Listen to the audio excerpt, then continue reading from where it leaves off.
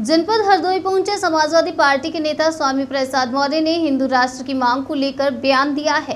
कहा, जो इस तरह की बात करते हैं वो लोग संविधान और राष्ट्र विरोधी हैं। बीजेपी सरकार की विदाई के लिए और 2024 की तैयारी के लिए सभी विपक्षी पार्टियों को एक मंच पर लाने की तैयारी चल रही है।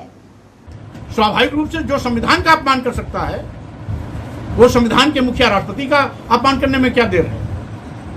तो इसलिए आज भारतीय जनता पार्टी विदाई की ओर क्यों? इसीलिए कि सारे संवैधानिक मान्यताओं को तोड़ा जा रहा है। लोकतंत्र को कुचलने के लिए ईडी, सीबीआई, इनकम टैक्स का दुरुपयोग किया जा रहा है। विपक्षी पार्टी के नेताओं को एक एक करके ईडी, सीबीआई और इनकम टैक्स का भय दिखाकर उनकी आवाज पर ताला लगाने की कोशिश की जा रही है और यहां तक कि संविधान प्रदत्त आरक्षण के अधिकार को भी छीना जा रहा है।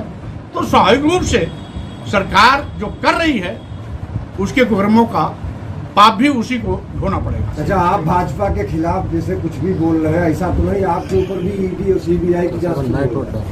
मैं हमेशा दलितों, पिछड़ों, आदिवासियों की आवाज, सम्मान, स्वाभिमान, आरक्षण और अधिकार की लड़ाई लड़ता रहा हूं, आगे भी लड़ता रहूंगा।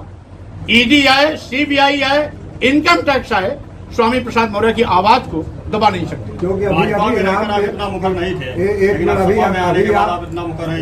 अभी आप जो है रामायण और राम को लेके कुछ पीछे बोलते थे, लेकिन आज नहीं बोल रहे हैं।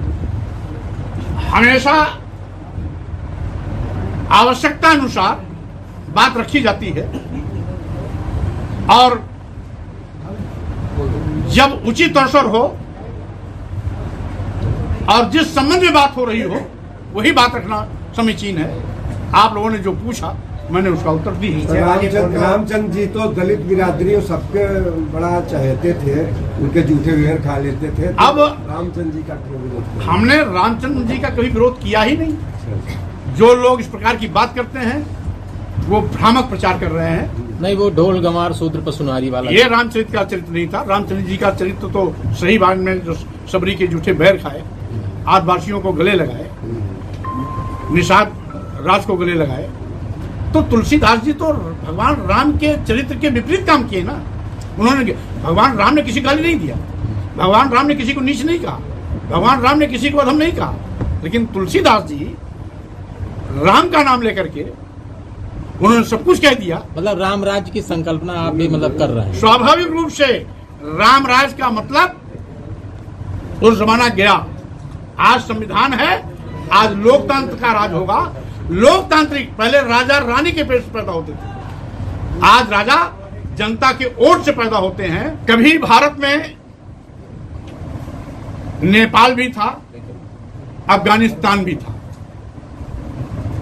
पाकिस्तान की पैदावार नहीं थी, ना ही बांग्लादेश था।